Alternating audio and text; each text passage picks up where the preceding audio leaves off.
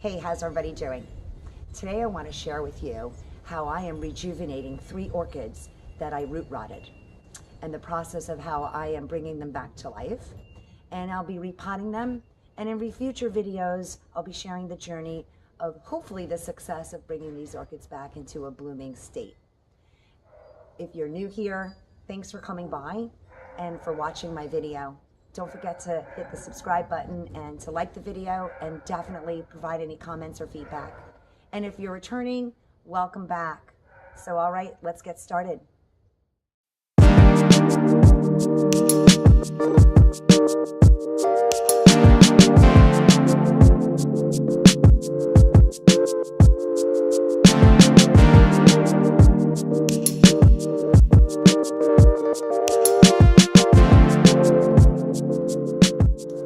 So you see here 3 orchids in glass jars, and 1 orchid here growing beautifully in what I originally had all of my orchids in.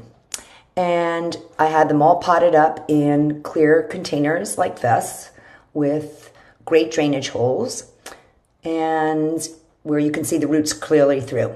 And at some point a couple of months ago, upon inspection of these 3 over here, I realized that their roots all looked brown and no good.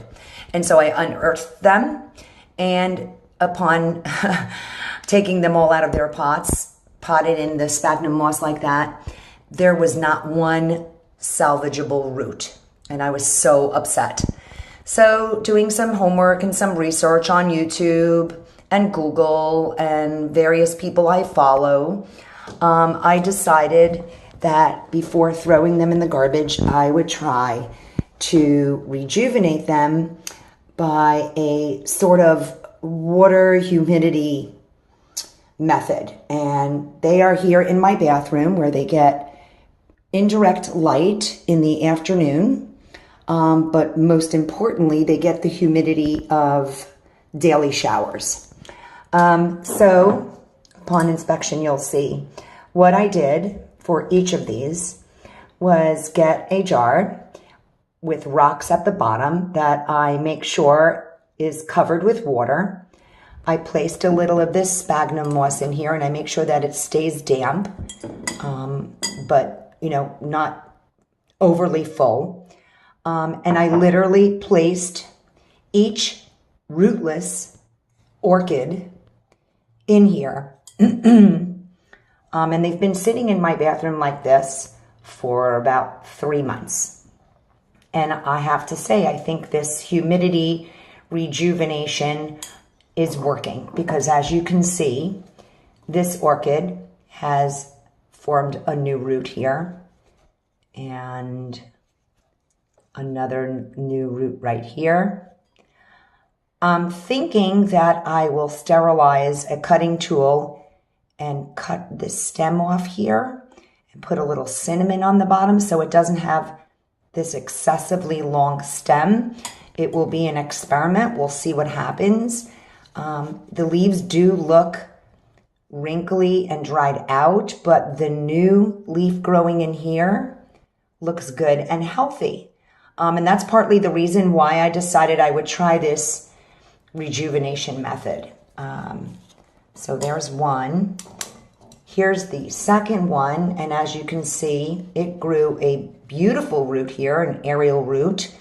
Not too much of a long stem like the other one, but some severely dried out leaves, withered and leathery looking, and a very nice new leaf in the center. So that's the second one. And then the third one, the center leaf looks so-so, and he's trying hard to make something right here, if you can see that.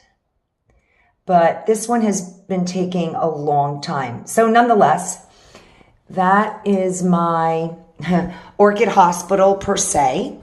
And now we're going to repot them, and I will not be putting them in pure sphagnum moss like this, because sphagnum moss does tend to stay excessively wet. Even if you wring it out, it stays wet for a long time. And I think I have learned that they need a better aeration and more rapidly evaporating type of soil. Not soil, they don't go in soil, but you'll see, because I bought an orchid potting mix this time that it contains charcoal, bark chips, and I believe a little bit of perlite. So that's what I'm going to try. This guy I'm also going to pull out. He's got a lot of healthy roots, but I am going to pull him out and clean up some of his dead roots, and we'll go from there and give him a nice bath. He's very dusty, and we'll see how that goes. Okay, let's get started. I've got my 2 orchids that I feel have grown decent enough roots to get repotted. The other one that I showed you that was having a hard time coming along, I'm going to leave in that water humidity therapy method. And I'm going to be repotting this guy and cleaning him up some. I've got all my supplies here. I've got some gloves so that I don't contaminate anything. I've got 2 orchid pots. This is your typical plastic orchid pot. You could buy at any of the garden stores. It's got all the holes on the bottom. That allows for water drainage and, more importantly, also for air circulation. I'm going to put the smaller one in there. And then I found this at Home Depot. It's also an orchid pot. You can see all the holes and a hole in the bottom. And I just thought it was so pretty. It was like $7. So I thought I would put the orchid that has the long stem in there. I decided I am not going to risk anything by cutting it. I feel I might harm it, or it might get infected with something, so I think we should just leave it alone since it's coming along so nicely. Okay, so we got that guy. Let's move this out of the way. As I stated earlier, I have decided to go with this special orchid potting mix. This is a combination of fir bark chips. That's what these things are, these fir bark chips. And also this charcoal. Let me find a piece of charcoal. There's a little piece of charcoal. And then, of course, there's a little bit of coarse perlite in there, which allows for faster drainage. That's what the mix looks like. I originally had my orchids in just orchid bark, and that's when they were doing really well. And then when I decided to repot them in just sphagnum moss, that's, I believe, when I overwatered them and sogged them and they got root rot. Because unfortunately, even though the sphagnum moss is dry, I think the roots had enough water. And whenever I saw the sphagnum moss was dry, I watered them again. And like I said, that stuff just stays too wet for too long, and the orchids don't like that. I got my tools ready, so let's get this guy started. I'm going to put my gloves on and give this guy just a little cleaning up,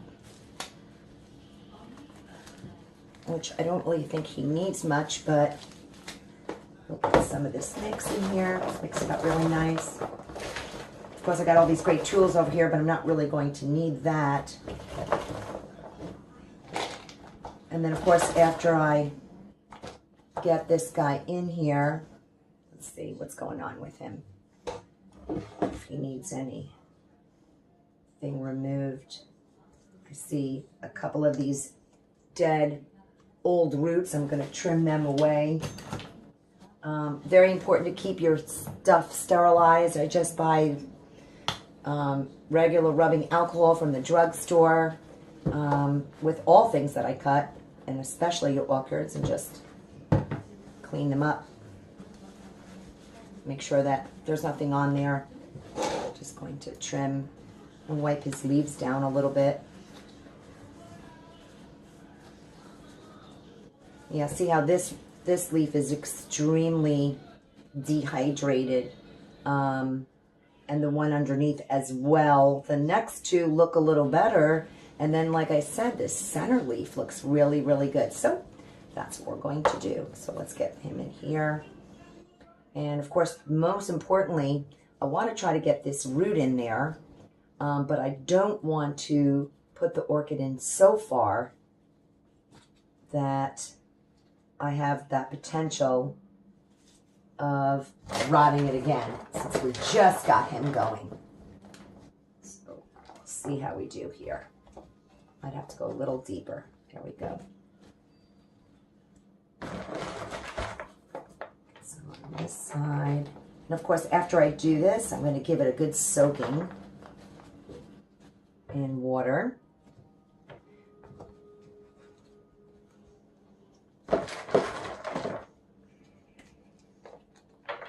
Sometimes I feel like the bark chips are so big. Okay, now that looks a little too deep. So we're just going to pull him out a little bit. Secure him. It's that guy down there that I really want to get some material where he can absorb some water. We get some on his roots. I think will be good.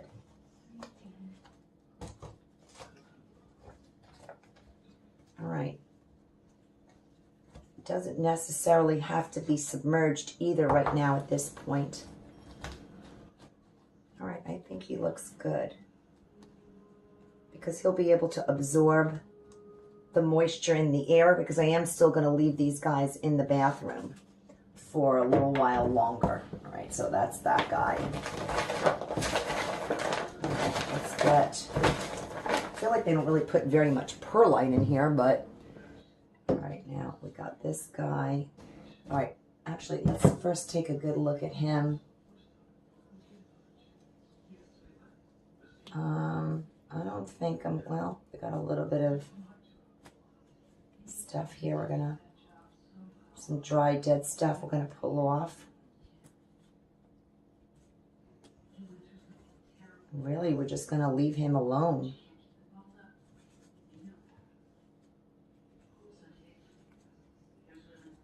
All right. All right, he looks good. Yeah, because he's got this one root here and this one trying to start right here.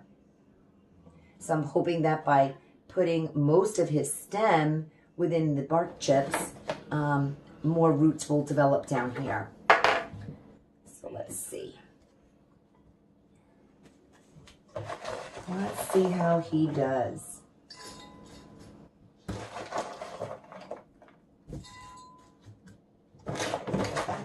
Here. I'm hoping they're going to say thank you. I'm so happy now. All right, let's make a little hole there. Looks about good. Well, it's not very much charcoal in here, so I don't know what that deal is. And what does it say the charcoal does anyway? It helps clean it naturally. And the fir bark gives maximum airflow. And the perlite allows for drainage. Faster drainage. So now this guy. Get a little more on this side, because that's where his root is. And that looks good because he's got his root covered there. A little more.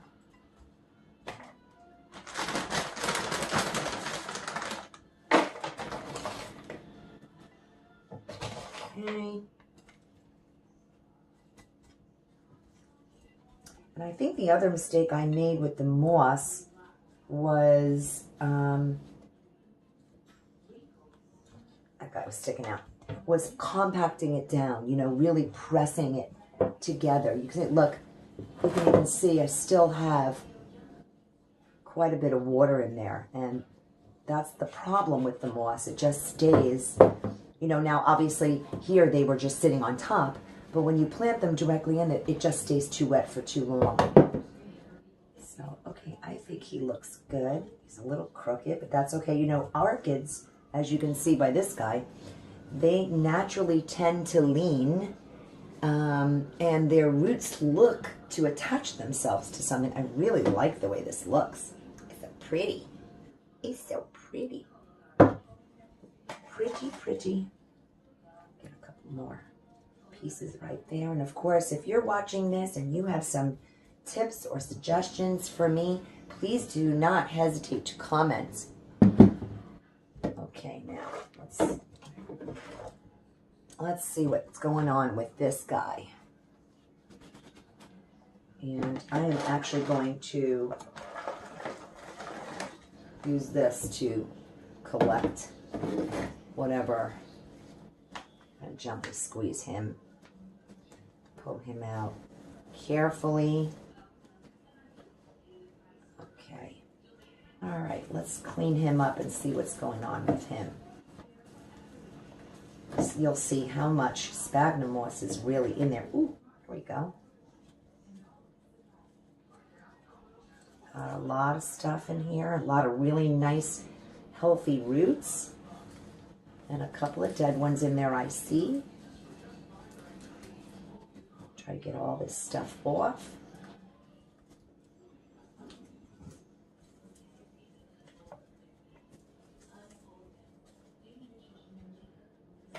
He looks really good, and I don't even see any, oh, I do see like one dead root shell here in my moss. That's okay. All right, let's see what we got going on here. All right, let's put this down a minute so I can protect him. All right, I wish I knew where my other clipper was. This guy gone. So this guy is a goner here. He's all dried and gone. So, and since we cut a different orchid before, we'll clean that up again with a little bit of rubbing alcohol. And I'm going to just give this guy a trim right here. Okay, that's garbage. He's got an interesting looking double kind of root right there. I don't know, but we're going to leave that alone. And we've got another guy right there. And there's the old flower stalk, if you can see that. And this guy he's a little dry on the bottom, but the part attached to the plant is in pretty good shape. This guy feels good. Nothing feels mushy. I see a little dead one in here. That off. And let's see, got a little more moss here. I'm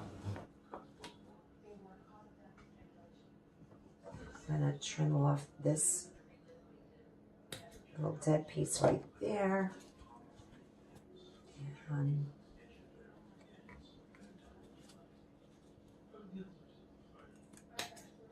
that little, now that's where I'm not usually sure. So that root right there, that one right there, from the plant is nice and green and healthy, but the whole bottom of the tip, oh, I threw it out now, was kind of dead and disgusting. Same thing with this guy. See how the end is a little dry? I'm just going to trim the end. I'm not sure if that's the right thing to do or not, but that's what we're going to do. Now, same thing here. When I look at this root, which is nice and healthy, but the part that's attached to the plant is dry, I'm not sure what to do with that. Here's a completely dry one.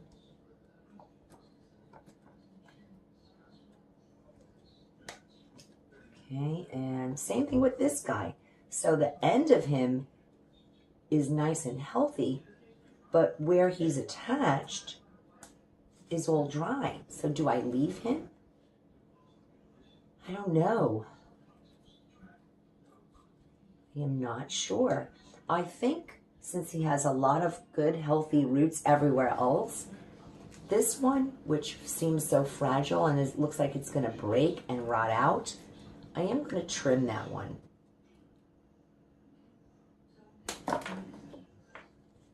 See what I mean? So this part is so nice and good, but the part that was attached to the plant was not. But I see right above it a new root growing right there. So I think we're going to be okay. Now this guy feels and looks good. I see another little dry one down in there. Cut that off. And, well, I don't know. And then I've got this huge aerial root, which I have learned to leave alone. So, all right. Let's try to cut that old flower stalk off. Oh my goodness. This is where my other clippers would have been better. There we go.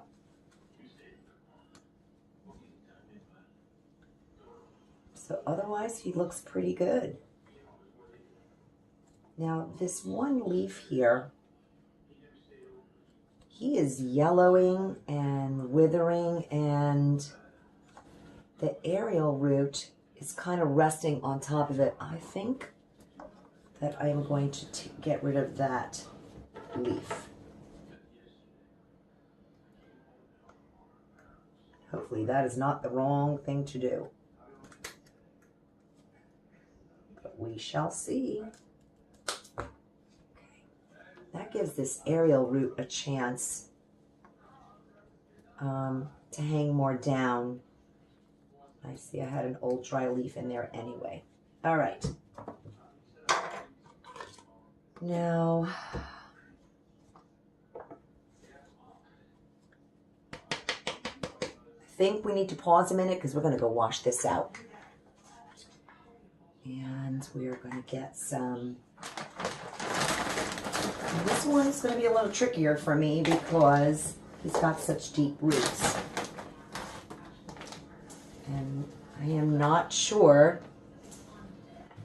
I don't want to make a mistake again. So we're going to get his roots in here. And you know, I almost feel like he should be in this bigger pot.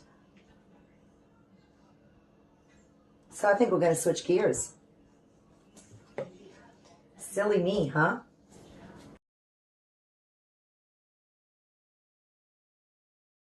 Now we're going to be able to get him in here nice. What do you think about that? What do I do with this extremely long root? Just fold him up in there? I don't know. All right. And we'll let the aerial root continue. I feel like I'm wrapping this poor root around.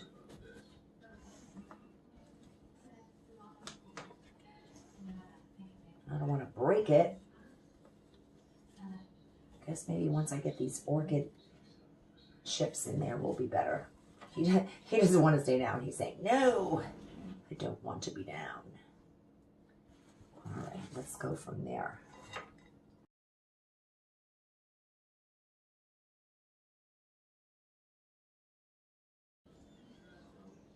What do you think?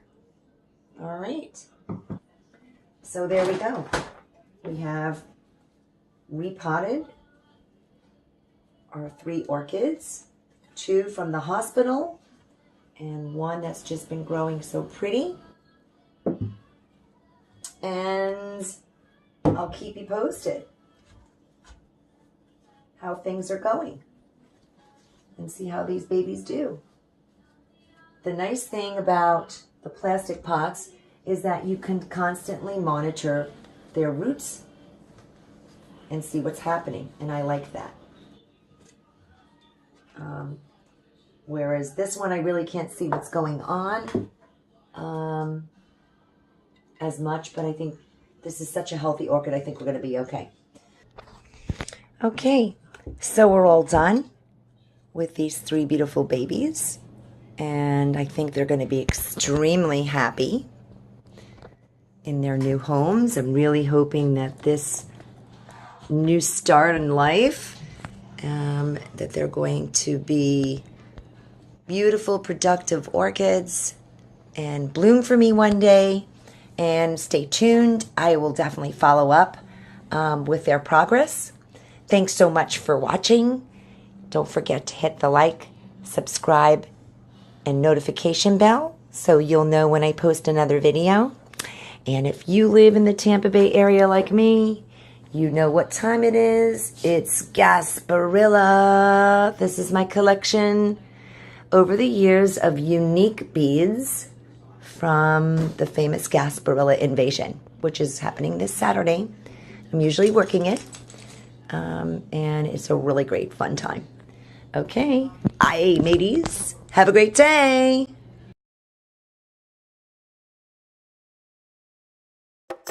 Orchids are very old plants. They've been documented to be around the world for over 100 million years. Orchids are the largest family of flowering plants with over 25,000 documented species throughout the world. Most people think orchids are tropical plants, but the truth is, orchids grow on every single continent. Orchids have the tiniest seeds in the world. Some of the orchids can have up to 3 million seeds in a single orchid seed pod, but only a few will make it to a mature plant. Orchid flowers are bilaterally symmetrical, which means they can be divided into equal parts. Some orchid flowers bloom for just a few hours, others can last up to a half a year. Orchids can grow in the ground, which are terrestrial forms, attached to woody plants, which are epiphytic, or live under the ground. And interestingly enough, vanilla, a flavor everyone is familiar with, actually comes from the vanilla orchid.